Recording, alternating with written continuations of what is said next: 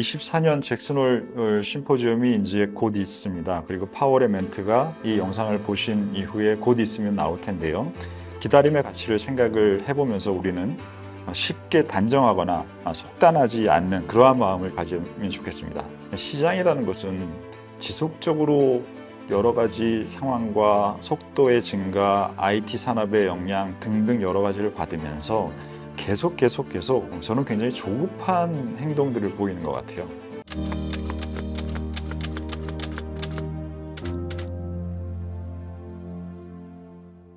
안녕하십니까. 오종태의 투자병법 전후의 여러분들 안녕하십니까. 이제 곧 굉장히 중요하게 많이 언급되고 있는 잭슨홀 미팅이 곧 있습니다. 이 부분에 있어서 어떻게 우리가 이 이벤트를 잘 대응할 수 있을지에 대한 부분을 주제로 얘기를 나누겠습니다. 제가 잭슨홀 미팅이라고 지금 말씀을 드렸는데 언론이나 일반적으로 많은 분들이 FOMC 미팅처럼 잭슨홀 미팅이라는 용어를 쓰기 때문에 제가 미팅이라는 단어를 일부러 동일하게 썼는데요. 통상적으로 그 잭슨홀 미팅이라고 한다라는 그 미팅이란 말은 말씀드렸듯이 잭슨홀 심포지움이라는 게 원래의 용어고요. 심포지움이라는 원래의 말의 뜻은 그리스어의 두 단어의 조합으로 만들어진 말입니다. 그리스어 심이라는 말은 함께라는 뜻이고요. 그리고 포지움이라는 먹고 마시는 잔치를 한다라는 그러한 말입니다. 그래서 함께 모여가지고 그냥 먹고 마시고 잔치하는 거예요. 브레인스토밍이라는 것을 많이 하지 않습니까?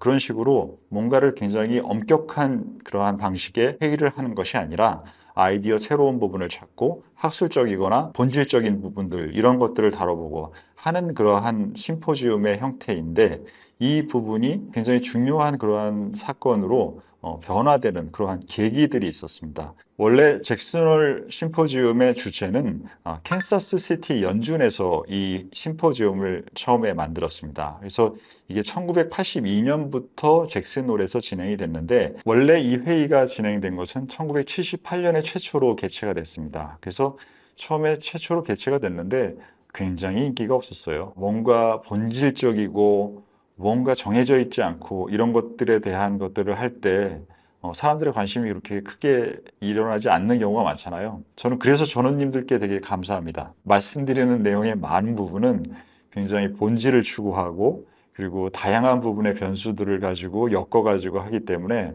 사실 저는 많은 분들이 관심을 가질 수 있는 내용은 아닐 수도 있다는 생각을 하고 있어요. 그런데 이렇게 많은 분들이 관심과 질문과 이런 걸로 참여해 주시고 하고 있어서 너무 감사드립니다. 심포지움도 처음에는 그렇게 관심이 없다가 이 사람들이 묘수를 냈습니다. 제가 보기에는 캔사스 시티에 있는 분들이 마케팅 마인드가 좀 있으신 분들인 것 같아요. 그래서 당시에 가장 그 유명한 금융계의 인물인 폴 볼커를 연준 의장이었죠. 이 회의에 초대를 합니다. 당시에는 그 20%가 넘는 고금리 정책을 쓰고 있기 때문에 폴 볼커는 암살 위협까지 받고 있던 상황이기 때문에 세간의 모든 주목을 다 받고 있는 인물이었죠. 그 사람이 이 회의에 참석을 하게 된다라면 흥행을 더 끌 수 있는 그러한 상황이 되겠죠. 그래서 폴 볼커가 굉장한 송어 낚시광입니다. 그래서 잭슨홀에 있는 쪽에 호수가 있어요. 그 호수에서 송어 낚시를 할 수 있게 이렇게 해서 폴 볼커를 초대하고 폴 볼커가 온다고 하니까 전 세계 은행장들도 당연히 이제 가장 중요한 인물이 가니까 행사에 참여하고 싶은 그러한 상황이 됐습니다. 자, 그래서 말씀드린 대로 와이오밍은 굉장히 그 시골 지역이라는 말씀 드렸고요. 지도에서 봐도 원래 미국은 동부에서 시작했잖아요. 이 동부에서 시작을 해서 서부로 점점 고 웨스트라는 말이 미국에는 이제 몇몇 중요한 캐치프레이즈가 있죠. 아메리칸 드림이라는 말도 있고 고 웨스트라는 말도 있는데 이 두 개가 굉장히 연결돼 있습니다. 왜냐하면 아무것도 없으니까 저쪽으로 가다 보면 그냥 거기다가 말뚝박고 자기 땅이라고 그냥 얘기하면 되는 그러한 상황에서 서쪽으로 계속 움직였던 그러한 역사를 갖고 있기 때문에 두 말은 조금 연결돼 있는 부분이 있습니다. 와이오밍주가 자연이 있었고 그 백인들이 가기 전에는 당연히 인디언들이 먼저 그 지역에 살고 있었죠. 인디언이라는 용어도 쓰지만 아메리칸 토착민이라는 말로 요즘은 또 이제 그 역사적 배경들이라는 부분을 반영해서 쓰시는 것 같고요. 인디언들의 지혜에서는 굉장히 배울 게 많습니다. 저는 제가 읽은 책들 중에서 가끔 이제 그 우리 전우님들이 책을 소개를 해주셨으면 하는 말씀도 하시는데 이 책이 굉장히 저한테는 도움이 많이 됐습니다. 그 추장분들의 그러한 연설문을 모아놓은 책을 류시화 시인님께서 번역을 해서 발간돼 있는 책이고 최근 좀 됐어요. 그래서 나는 왜 너가 아니고 나인가라는 책인데 이 책에서 굉장히 좋은 그러한 지혜의 내용들이 많이 있습니다. 그래서 혹시나 관심 있으신 분들은 참고하셔도 좋을 만한 책이라고 생각하고요. 저는 이 책에서 중요한 그러한 기억이 있는 문구가 바람이 거세지고 아이들이 버릇이 없어지면 조심해라 라는 그 문구가 굉장히 기억에 많이 남아 있습니다. 저는 이 문구에서 뭘 느꼈냐면 자연의 그 뭔가 변화가 커졌을 때를 얘기하는 것, 그게 바람이 거세지는 것이고, 그리고 사회에 뭔가 문제가 발생하고 기강이 잘못되면 아이들의 버릇이 나빠지죠. 그래서 이 두 가지의 상황을 지적하는 것이라고 생각했고, 이 두 개가 동시에 겹친다 그러면 환경적인 어려움과 인간이 만든 사회의 어려움이 둘 다 공존하고 있는 상태는 굉장히 위험한 상태를 나타내는 그러한 표현이라고 생각을 합니다. 요즘 날씨가 아주 변동이 심합니다. 그리고 여러분들이 어떻게 느끼시는지 모르겠지만 아이들의 버릇이 나빠진다라는 용어가 이게 모든 세대에서 젊은이한테 아이들한테 쓰는 용어라는 그러한 생각도 하시겠지만 조금 뭔가 문제는 좀 점점 늘어나고 있는 부분도 있는 것 같아요. 우리가 그런 부분들을 우리 전후회에서 가정, 스스로, 주변 이런 부분들을 잘 좀 지혜롭게 다루어서 우리가 투자도 투자지만 우리가 살아가는 삶과 사회에 그러한 안정성과 그런 부분들을 만들 수 있는 그러한 전후회가 됐으면 좋겠습니다. 그래서 잭슨홀에서는 여러 가지 중요한 그러한 이벤트들이 있어서 중요해졌다라는 말씀을 드렸잖아요. 그래서 가장 먼저 중요했던 부분은 2005년도입니다. 2005년도면 서브프라임 사태가 있기 전이죠. 금융시장은 굉장한 화랑을 2000년대 초반부터 2007년 중반까지 가고 있었던 상황입니다. 그렇기 때문에 사람들은 위험한 부분이나 뭐 안 좋은 얘기 이런 거 듣고 싶어 하지 않았어요. 우리나라에서도 당시에는 뮤추얼 펀드 시장이 엄청나게 성장을 하면서 대형 금융기관들이 굉장히 빠른 속도로 자산을 늘려가고 외국인 투자자들도 적극적으로 투자하면서 시장이 굉장히 좋았고 중국의 성장으로 인해서 중국의 성장의 수혜를 가까이 있는 우리나라가 같이 받는 그런 여러 가지가 조합되면서 굉장히 좋았던 구간이죠. 그렇기 때문에 경고가 잘 들리지 않습니다. 이런 구간에는.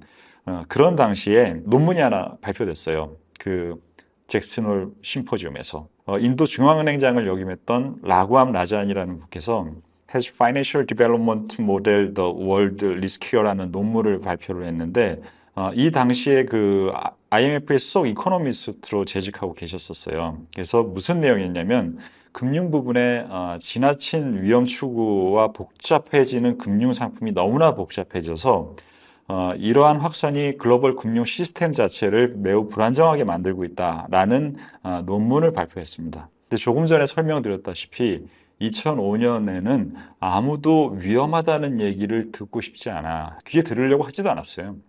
그렇기 때문에 당시 사람들은 그런 얘기 하는 사람들을 무시했죠. 항상 그래. 좀 안 좋은 얘기 해가지고 유명해지려고 하는 애들이 꼭 있어. 이런 말을 듣게 되죠. 그런 아마 평가를 받았을 겁니다. 제가 그 자리에 있지는 않았지만. 그리고 앨런 그린스판 당시에 뭐 굉장히 영향력이 큰 금융계의 인물, 페드의 수장이었지 않습니까? 그분도 이거는 잘못된 얘기다라고 얘기를 했었어요.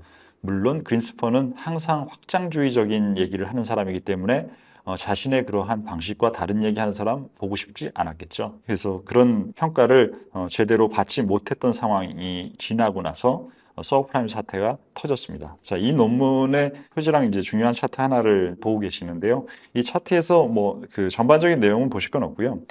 추정되고 있는 그러한 자산의 사이즈 이런 것들이 굉장히 복잡하고 구조화되고 있는 이런 상품들의 사이즈인데 그게 굉장히 급증하는 그러한 모습을 보여주고 있습니다. 그래서 추정하고 있는 부분이 틀렸다라는 거죠. 그래서 이러한 부분들의 위험이 시스템 전체의 리스크를 키울 수 있다라는 부분의 내용을 부분별 상세하게 설명하고 있는 그러한 논문입니다. 잭슨홀 미팅에서 이 부분은 이제 굉장히 학술적으로 중요했고 사후적으로 서브프라임이 터지고 나서 그때 그게 얘기가 중요했구나. 이렇게 사후적인 영향을 주었던 사건이고요. 실질적으로 중요한 사건은 2010년도입니다. 그 당시에 페드 의장인 버냉키가 당시의 상황에서 QE가 진행 중이었습니다. QE란 것은 유동성을 늘리는 방식의 퀀터티브 이징 팔러시잖아요. 근데 이 부분을 첫 번째가 아니라 두 번째 추가적으로 발표하는 것을 잭슨 홀 심포지움에서 발표를 하면서 사람들이 이제부터는 페드에서 하는 회의만큼 주목하기 시작한 것이 2010년에 이 상황이 됐습니다. 자, 2010년에 지금 상황의 차트를 보시면 잭슨 홀 심포지엄이 있었을 때는 서프라임 사태를 통해서 2008년도 굉장히 시장이 안 좋고 2009년도에는 어느 정도 반등을 했지만 여전히 사람들의 굉장히 불안하게 시장을 보고 있었던 당시예요. 그리고 보시다시피 유가도 상승하고 있고 유가는 뭔가 기회가 있는 것보다는 코스트가 올라가는 부분들이 더 부각될 수 있는 부분이잖아요. 그렇기 때문에 전반적인 위험 상황이 있기 때문에 금 가격은 지속적으로 아직도 상승하고 있는, 금이 당시에 뭐 새로운 그 앞자리 수가 바뀐다 이런 얘기 굉장히 많이 할 때입니다. 자, 그런 상황에서 중요한 정책이 발표되면서 중요한 회의로 인지가 됐고요. 그리고 최근에는 2022년에 잭슨 홀 심포지움에서 인플레이션을 잡기 위해서 연준이 금리를 올리는데도 미국 증시가 계속 상승을 하자 지금 현재의 페드 의장이신 제롬 파월이 고강도 금리 인상 정책을 계속하겠다라는 발표를 합니다. 그래서 이 부분이 굉장히 많이 금융시장에 영향을 크게 해줬습니다. 자, 22년 당시를 보시죠. 고강도 금리 인상을 지속한다라는 발언은 굉장히 시장이 좋지 않았던 구간에 나왔어요. 사람들은 뭐냐면 굉장히 안 좋은 기간이 오래되니까 페드가 뭔가를 해주겠지 라는 기대를 계속적으로 가지고 있었던 상태이고 그 부분을 달라고 계속적으로 하고 있는 상태인데 그렇지 않은 얘기를 하게 되니까 시장은 충격을 받았고 금 가격은 상승하고 유가는 그 당시에 너무 많이 올랐다가 내려간 거라서 좀 방향성은 달랐습니다. 시장의 모습은 보시다시피 그렇게 좋은 상황은 아니었죠. 자, 그런 상황에서 23년에는 연속적으로 계속적으로 중요한 회의라고 이제 인지가 되니까 잭슨홀에서는 뭐가 중요한 얘기가 나오겠지라고 사람들은 생각을 하면서 이 심포지엄을 바라보고 있게 되겠죠. 그런데 별게 없었어요. 23년에는 그렇게 중요한 얘기를 하지 않았습니다. 자, 23년에는 보시면은 지금 이 기간이 차트에 표시가 되어 있는데요. 시장이 그렇게 나쁘지 않았어요. 나쁘지 않았던 상황이고, 그리고 뭐 금 가격이나 뭐 유가나 채권 가격이니까 이게 금리의 역의 관계잖아요. 그러니까 이 전반적인 금융 상황에 대해서 그렇게 크게 문제가 없는 상황이기 때문에 페드 입장에서도 그렇게 뭔가 중요한 급하게 뭔가 얘기를 할 만한 상황들은 아니었던 거죠. 자, 이제 그럼 24년 잭슨홀 심포지엄이 이제 곧 있습니다. 그리고 파월의 멘트가 이 영상을 보신 이후에 곧 있으면 나올 텐데요. 자, 그러면 페드는 9월부터 금리를 인하할 것이라는 부분을 많이 힌트를 준 정도가 아니라 방향성을 거의 제시하는 정도 강도의 얘기를 하고 있고요. 매파였던 그 일부 의원들까지 시장에 이제는 뭔가 금리 인하가 합리적이다라는 것들에 대한 얘기의 강도가 더 커져 있는 상황입니다. 그런 방향성은 거의 정해져 있기 때문에 채권 시장에서는 이미 이 부분을 가격에 반영하고 있을 확률이 제 생각에는 95% 이상입니다. 그러면 이미 이 부분이 반영되어 있는 상황이고 정책에 대한 안내도 해놓은 상태에서 잭슨 홀에서 뭔가를 급하게 얘기해야 될 만큼 페드가 뭐가 그렇게 급한 게 있을까요? 23년도에도 보여드렸던 그러한 차트에서 뭐 나쁘진 않았지만 여러 가지 가격들이 변동성이 작지는 않았던 부분도 있었는데 그때도 그 별 얘기 안 했는데 지금 올해의 상황에서 뭔가를 얘기한다라는 게 확률이 저는 그렇게 높아 보이지는 않습니다. 그래서 많은 사람들이 생각하는 잭슨홀 심포지움의 이번 중요성을 50이라고 생각을 한다면 저는 50보다는 40, 30 쪽의 중요도를 더 시장의 평균적인 강도보다는 낮게 보고 있는 게 그게 더 좋지 않을까라는 생각을 갖고 있고요. 시장이라는 것은 지속적으로 여러 가지 상황과 속도의 증가, IT 산업의 영향 등등 여러 가지를 받으면서 계속 저는 굉장히 조급한 행동들을 보이는 것 같아요. 그래서 시장에 참여한다라는 활동과 가격의 움직임 자체가 과거보다 변동성과 급락 급등이라는 폭이 커지는 그러한 현상들이 계속 발생하고 있는 곳이라서 이게 멀쩡한 상황인데도 그냥 계속 자기들이 원하는 걸 달라고 마치 어린애들이 떼쓰는 것 같은, 이게 지금 전 세계 금융기관에 큰 돈들이 하는 건데 너무 좀 애 같아요. 그런 모습들이 좀 있는 것 같아요. 그래서 제가 그 좋아하는 그 시인분 한 분이 조급함에 대해서 저한테 마음에 남겨 있는 멘트를 하나 하신 게 있는데 정현종 시인의 그 조급함에 대한 멘트를 하나 공유드리겠습니다. 조급함이라는 치명적인 병이 거의 또 하나의 본성처럼 되어버린 우리. 흔히 지적되어 왔듯이 오늘날의 악의 근원 중 하나가 서두름이라는 사실에 비추어 그 병을 고치는 처방은 자연의 보폭에 발걸음을 맞추는 것이다. 저는 이 조급함이라는 부분의 것이 투자를 하는데 구간에는 필요하지만 너무 지나치게 조급하게 할 때는 거기서 한 걸음 물러서서 볼 수 있는 그러한 것이 지혜롭다고 생각합니다. 저는 지금 현재 잭슨홀 심포지엄을 바라보는 시장의 그러한 기대치는 조금 조급함 쪽에 많이 가 있다고 생각을 해서 아까 평균적인 기대보다 낮은 기대를 가져야 된다는 말씀을 드렸고요. 기다림의 가치를 생각을 해보면서 우리는 쉽게 단정하거나 속단하지 않는 그러한 마음을 가지면 좋겠습니다. 그래서 잭슨홀 미팅에서 무언가 좋은 것이 나올 확률을 저는 그렇게 높게 보고 있지 않습니다. 자, 지금 현재의 차트입니다. 지금 잭슨홀 심포지움 앞에서 S&P의 모습이나 골드는 안전자산이지만 최근에 움직임이 굉장히 좋네요. 그리고 채권의 가격, 인플레에 가장 중요한 유가의 움직임, 전반적인 상황이 지금 제가 3-4개의 차트를 보여드리고 있는데 이 중에서 여러 가지의 가격 안정성이 가장 높아 보입니다. 그렇기 때문에 저는 별게 없을 것이 확률이 가장 높다고 생각하고 오른쪽 작년의 사진의 모습에서 보였던 즐겁게 원래 심포지엄이라는 그 단어의 뜻에 맞게 여러 가지 얘기들 나누면서 오시지 않을까라는 생각을 갖고 있습니다. 그래서 심포지엄의 결과보다는 그 결과가 나왔을 때의 시장의 반응. 자, 생각해 보십시오. 사람들이 기대가 높았다라고 하면 이 기대를 무언가를 줄 거라고 생각하는데 안 주는 회담의 결과가 나왔다라고 하면 기대치에 미치지 못한 상황이 될 겁니다. 자, 그러면 기대치와 현실과의 괴리감이 있는데 그 괴리감이 매우 크다라고 한다면 사람들은 그 괴리감만큼을 다시 가격에 조정하려고 할 거예요. 그리고 만약에 기대치가 높지 않았다라고 하면 별게 안 나와도 큰 영향을 받지 않을 겁니다.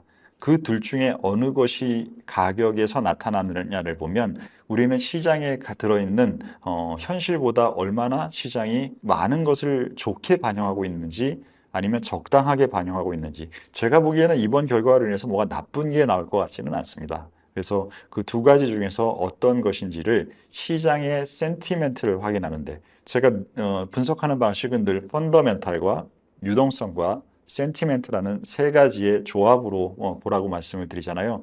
이게 복잡계라는 방식의 기본적인 다변수를 넣어서 해석을 해야 된다라는 그러한 방식을 말씀드리는데 이번 이벤트는 여러분들이 펀더멘탈의 변동을 사람들이 금리에 대한 뭔가의 신호를 줄 것이라는 것은 이것을 펀더멘탈적인 신호가 나올 거야 라고 생각을 하는 거예요. 근데 저는 그 확률이 낮다라는 말씀을 드리고 있고 센티멘트에서 이것이 얼마나 반영되어 있나를 확인할 수 있는 이벤트로 활용하자라는 말씀을 드리는 겁니다. 그러면 2개 중에서 무엇으로 이 이벤트를 정의하느냐에 따라서 그거에 대한 해석이 달라지고 그 해석에 따른 행동이 달라지게 되겠죠. 그런 부분들을 다변수 모델에서는 항상 잘 정의를 해야 되는데요. 그 과정을 이번 이벤트를 통해서 우리가 같이 다루고 그 결과가 나오게 되면 다시 이 결과가 나온 부분의 시장의 움직임과 여러 가지 반응들을 보면서 우리가 이 부분을 가지고 지금 생각하는 것과 끝나고 난 다음에 무엇을 또 배우고 무엇을 판단 재료에 넣어야 될지 그 부분은 전우님들하고 다시 다루어 보도록 하겠습니다.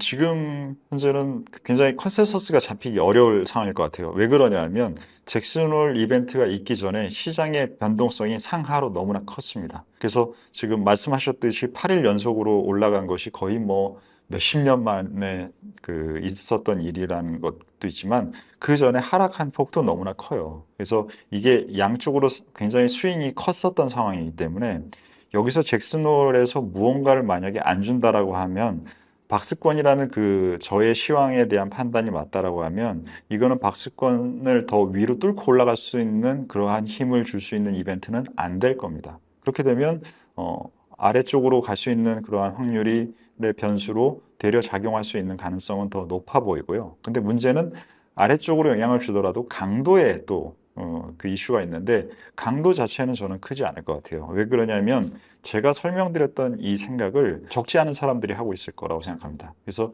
시장에서 언론에서 얘기되고 있는 뭔가를 기대하고 있는 막 얘기들이 있지만 그 언론들에서 나오는 그 기사들의 빈도는 누가 물어보니까 누구는 얘기를 안 하고 누구는 얘기를 하는데 얘기한 사람들은 똑같은 얘기를 한다라고 하면 기사는 똑같은 얘기가 나오는데 10명한테 물어봤는데 8명이 답을 할 때와 10명한테 물어봤는데 3명이 답할 때는 역량의 강도가 떨어지죠. 제가 생각하기에 지금은 8명이 답하는 게 아니라 3명이 답하는 그러한 상황의 내용이 기사화될 확률이 높아서 이 부분의 중요성을 높게 가져갈 필요는 없을 것 같습니다.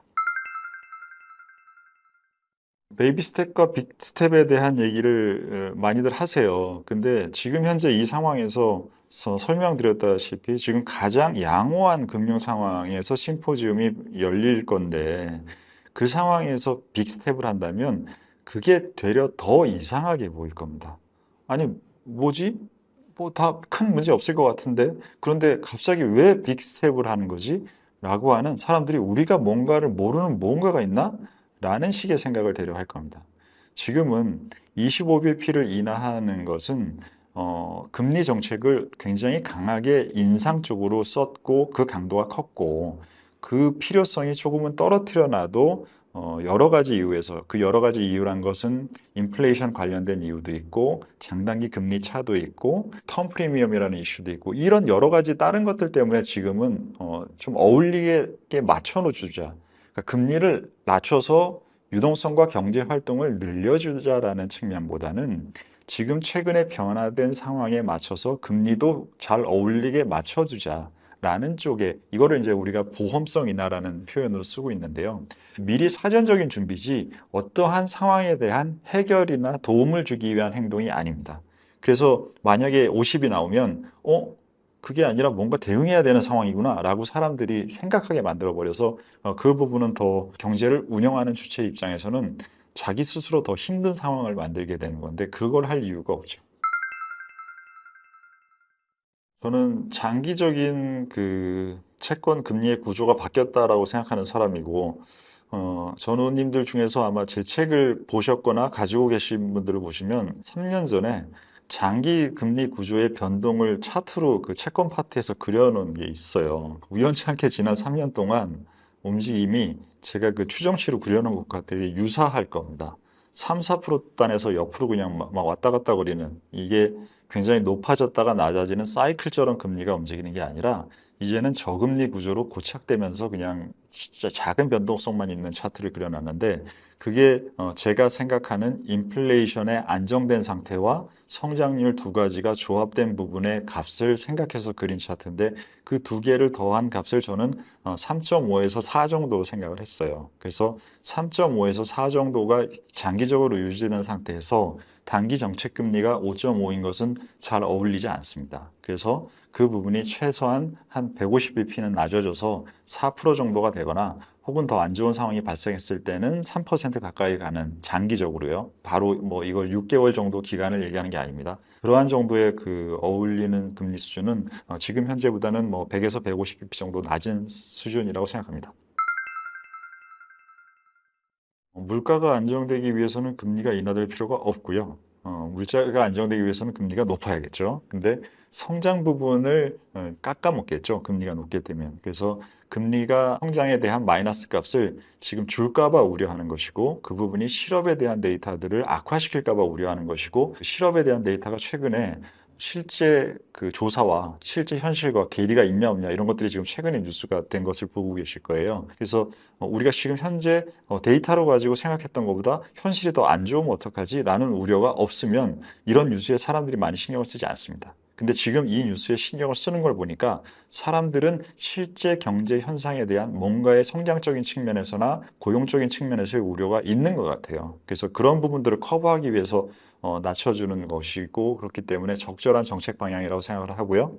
그 정책 방향에 대한 부분들의 폭은 지금은 속도보다는 방향성만 변곡을 시켜주는 것이면 저는 시장에 충분한 그 패드는 변곡시킨 다음에 확인하는 과정 이 부분을 필요로 하기 때문에 그러한 프로세스에 들어갈 걸로 보입니다. 하반기 시장 포인트는 일단은 지금 현재로 봤을 때는 아직 선거가 끝나지 않았어요. 그래서 선거가 실질적으로 그 진행 과정이 어떻게 될지 우리가 다시 민주당이 굉장히 안정감을 얻은 것을 시장에도 반영을 하고 있지만 그래도 결과는 정확하게는 모르는 상황입니다. 그리고 선거가 만약에 민주당에서 이겼을 때, 그다음에 공화당에서 또 예상과 다르게 다시 뒤집어서 이겼을 때 그때 정책이 추가적으로 나올 부분은 우리가 지난 4년 혹은 8년 트럼프의 기간을 포함해서요.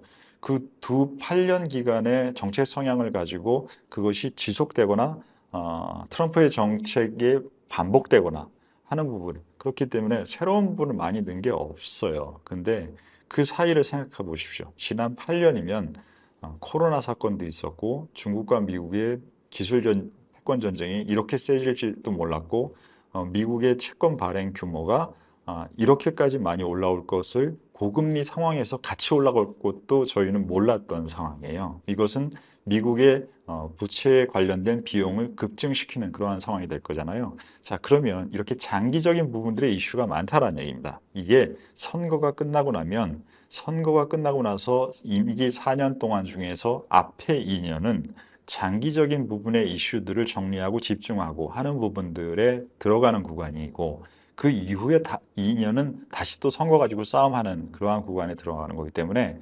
장기적인 이슈들에 대한 판단과 정책이 나오는 구간을 올 11월부터 이제는 우리는 겪어야 돼요. 그래서 그 부분을 미리 우리가 지금 현재는 예측하기는 되게 어렵고요. 선거에서 이긴 측도 그 이슈들을 다루는데 너무 이슈들이 큰 이슈들이기 때문에 굉장히 진중하고 골머리 썩으면서 그 부분을 다뤄야 됩니다. 그래서 거기서 나오는 결과값이 무엇인지를 우리는 확인하고 그 확인한 상태에서 우리가 판단을 해야지 미리 그 부분을 판단하기는 어려워요. 그래서 지금 현재 시장은 정책적인 방향성이나 이런 부분보다는 제가 생각하기에는 돈의 힘, 유동성의 힘이 약해지느냐, 강해진 것이 여전히 유지되느냐, 라는 부분을 가지고 시장을 하반기는 지금 8월이잖아요. 8월부터 12월까지는 제 생각에는 돈의 힘이 가장 중요합니다. 시장에서 테크에 대한 생각이 크게 바뀔 것 같지도 않고 그리고 돈의 힘 이외에 다른 부분들이 이슈가 될 부분들은 말씀드린 대로 다 정책적인 이슈들이라서 정책적인 이슈는 시장에서 그거를 먼저 예상한다. 물론 예상해야 될 때가 있어요. 단기적인 흐름은. 근데 말씀드렸듯이 지금 현재는 너무 이슈들의 사이즈가 크고 장기적이고 하기 때문에 미리 먼저 판단하는 것이 현명하지 않을 그러한 상황으로 저는 생각하고 있습니다.